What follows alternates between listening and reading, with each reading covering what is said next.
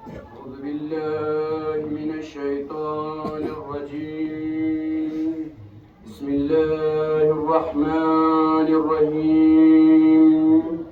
الحمد لله رب العالمين. الصلاة والسلام على أشرف الأنبياء والمرسلين سيدنا ومولانا وشفيع ذنوبنا وحبيب قلوبنا وطبيب نفوسنا جد الحسن والحسين أبي القاسم محمد مصطفى. أما بعد فقد قال الله تعالى في القرآن المجيد والفرقان الحميد وقوله الحق وأصدق الصادقين. بسم الله الرحمن الرحيم. أقيموا الصلاة وآتوا الزكاة واركعوا مع الراكعين. سب سے پہلے میں آپ سب کو سلام عرض کرتا ہوں، السلام علیکم۔ اس کے بعد خداوند عالم کا لاکھ لاکھ شکر گزار ہوں کہ جس نے مجھ جیسے ناچیز اور مجھ جیسے گناہگار بندے کو آپ لوگوں کے سامنے کچھ لفظ کو شائع کرنے کی توفیق دی۔ درود بیچتے ہیں حضرت محمد مصطفیٰ صلی اللہ علیہ وآلہ وسلم پر اور آپ کے جانشین مولا متقیان امیر المومنین علی بن ابی طالب حضرت علی علیہ السلام پر اور آپ کی جانشین سبت نبی سبت مجتبی امام حسن علیہ السلام پر اور آپ کی جانشین سید الشہداء سردار کربلا امام حسین علیہ السلام پر اور شہزادی کونین پر کہ جن کی سلب سے جتنے بھی انوار الہیہ اس روئے زمین پر آیا، جنہوں نے ہر دور کی جہالت کی تختے کو پلٹا دیا، ظلمت اور ضلالت کی چراغ کو بجھا کر ہدایت کی چراغ کو روشن کیا، اور جن کے صدقے میں یہ دنیا وجود میں آئی، جن کی محنتوں اور مشقتوں کی وجہ سے یہ دین اسلام ہم اور آپ تک پہنچا، ان سب پر درود و سلام بھیجتے ہیں۔ خداوند عالم کا شکر ہے کہ اس نے ہم سب کو 5 وقت کی نماز اور جمعے کو باجماعت ایک چھت کے نیچے ایک صاحبہ کے نیچے ادا کرنے کی توفیق دی۔ خداوند عالم نے اس روح زمین کو بنی نوع انسان کے لیے بچھونا قرار دیا اور اس آسمان کو بلند و بالا آسمان کو صاحبہ قرار دیا۔ جس آیت کو بندے ناچیز نے تلاوت کرنے کی کوشش کی، اس میں پروردگار عالم ارشاد فرماتے ہیں کہ نماز قائم کرو، زکوٰۃ ادا کرو، رکوع کرنے والوں کے ساتھ رکوع کرو۔ اللہ تعالیٰ اپنے بندوں کو یہ پیغام دے رہے ہیں کہ نماز قائم کرو۔ ہم اور آپ جانتے ہیں کہ نماز ایک ایسا فریضہ ہے جو ہر بالغ عاقل مسلمان پر واجب ہے۔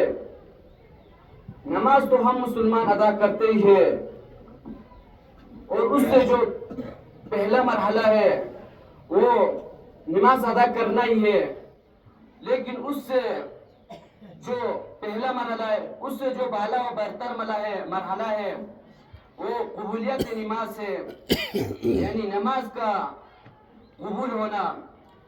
ایک مثال کی طرح اپنے بات کو واضح کر دوں کہ ایک طالب علم ہے جو پورے سال درس کو محنت سے پڑھتے ہیں، صحیح سے پڑھتے ہیں، لیکن اگر وہ آخر امتحان میں پاس نہ آئے تو اس کے درس کو صحیح سے پڑھنے کا اور محنت کرنے کا کوئی فائدہ نہیں۔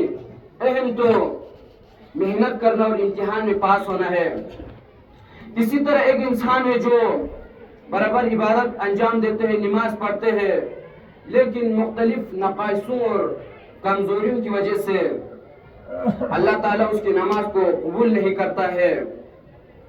جس طرح ایک شاگرد ہے جو امتحان میں محنت بھی کرتے ہیں اور اچھے نمبر بھی حاصل کر لے، ہو سکتا ہے کہ اس کا اخلاق اچھا نہ ہو اور اس کا استاد اس سے راضی نہ ہو اور اس سے امتحان میں کامیاب نہ کرے اس کے استاد، تو نماز کی اہمیت کا معیار اس کا قبول ہونا ہے۔ خداوند عالم کی بارگاہ میں قابل قبول نماز بیچنے کی کوشش کرو۔ مولا متقین امیر المومنین حضرت علی علیہ السلام ارشاد فرماتے کہ خود عمل سے زیادہ اسے مقبول بنانے پر توجہ رکھنا چاہیے۔ اب وہ کون سی چیزیں ہیں جن کے ذریعے ہمارے نماز خداوند عالم کی بارگاہ میں قابل قبول ہو سکتا ہے۔ وہ 3 چیزیں ہیں جن کے ذریعے ہمارے نماز خداوند عالم کی بارگاہ میں قابل قبول ہو سکتے ہیں۔ پہلا ہے ایمان۔ جو شخص نماز ادا کرتے ہیں اسے خدا اور دین پر اعتقاد رکھ کے بجا لانا چاہیے، نہیں تو کوئی عمر بھر عبادت بجا لاتا رہے، نماز پڑھتا رہے، لیکن دل میں عقیدہ نہ ہو تو اس کا نماز قبول نہیں ہے۔ نہ صرف نماز بلکہ ہر اچھے کام میں ایمان بنیادی شرط کی حیثیت رکھتا ہے، اور کفار یعنی کافر جو بھی اچھے کام کرتے ہیں پروردگار عالم اس سے قبول نہیں کرتے، کیونکہ وہ اللہ تعالیٰ پر ایمان نہیں رکھتے ہیں۔ دوسری چیز ہے ولایت۔ خداوند عالم اس شخص کی عبادت کو قبول کرتے ہیں جو انبیاء اور ائمہ معصومین علیہ السلام کا مطیع اور فرما بردار ہو، انہیں اپنے رہبر اور پیشوا مانتا ہو، ان سے محبت رکھتا ہو۔ ولایت کے بغیر عبادت قبول نہیں ہوتے ہیں۔ جس انسان کے اندر بھی محبت ولایت نہ ہو، خداوند عالم اس کی نماز کو قبول نہیں کرتا ہے۔ امام جعفر صادق علیہ السلام ارشاد فرماتے ہیں کہ جو شخص ہمارے ولایت کو قبول نہیں کرتے ہیں، ہمیں اپنا رہبر نہیں مانتے ہیں، خدا اس کی کسی بھی عمل کو قبول نہیں کرتا ہے۔ جو شخص ہمیں اپنا رہبر نہ مانے اور ہمیں اپنا پیشوا نہ مانے، پروردگار عالم اس کی کسی بھی عمل کو قبول نہیں کرتے۔ واضح ہے کہ اگر اہل بیت سے محبت نہ کرے تو انسان کا تمام اعمال قابل قبول نہیں ہے۔ تو ہم کو جو بھی نماز پڑھے، جو بھی عبادت انجام دے، اپنے اندر اہل بیت کے ساتھ محبت رکھ کے بجا لانا چاہیے۔ تیسری چیز ہے تقوی۔ نماز میں تقوی کا ہونا اتنا ضروری ہے کہ اگر تقوی نہ ہو تو نماز قبول نہیں ہے۔ تقوی یعنی گناہوں سے پرہیز کرنا، خداوند عالم سے ڈرنا۔ اگر محرمات سے پرہیز نہ کرے، دل تقوی سے خالی ہو، تو اس کی عبادت کا اس سے کوئی فائدہ نہیں پہنچتے۔ چوری کر کے غریبوں پر خرچ کرنا یا حرام کما کر حرام کے ذریعے غریبوں کی مدد کرنے میں کوئی ثواب نہیں ملتا ہے۔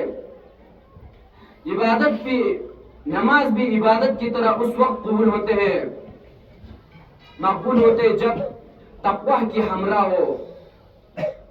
خداوند عالم گناہگاروں اور جو تقوی اختیار نہیں کرتے ہیں ان کے نماز قبول نہیں کرتے۔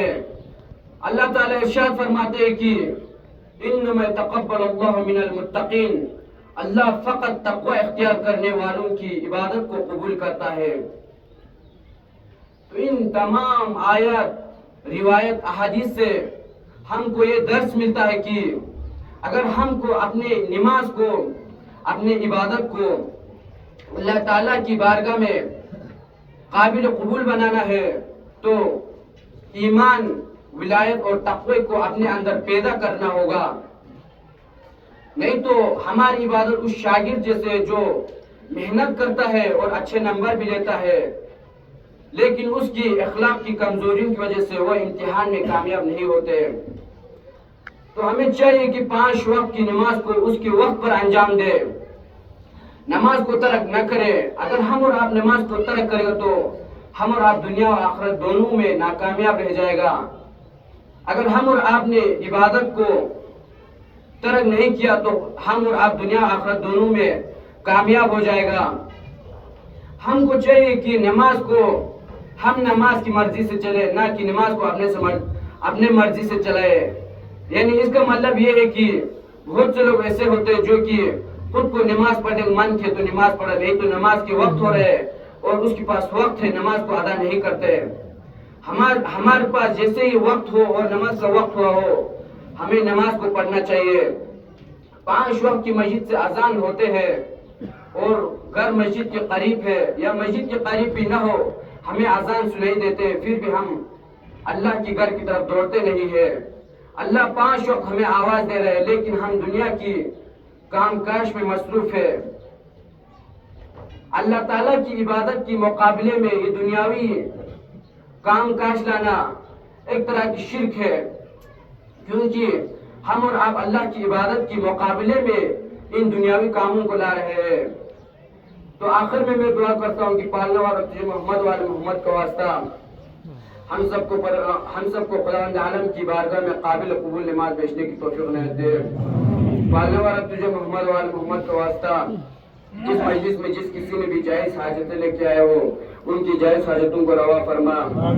پالنے والا تجھے محمد والے محمد کا واسطہ اس چھوٹی سی عبادت کو اپنے بارگاہ میں قبول فرما۔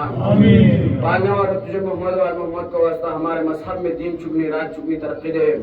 پالنے والا تجھے محمد والے محمد کا واسطہ پرچم اسلام کو بلند فرما، پرچم نفاق کو سرنگو فرما۔ پالنے والا تجھے محمد والے محمد کا واسطہ ہمارے ماں بہنوں کی چادر کی حفاظت فرما۔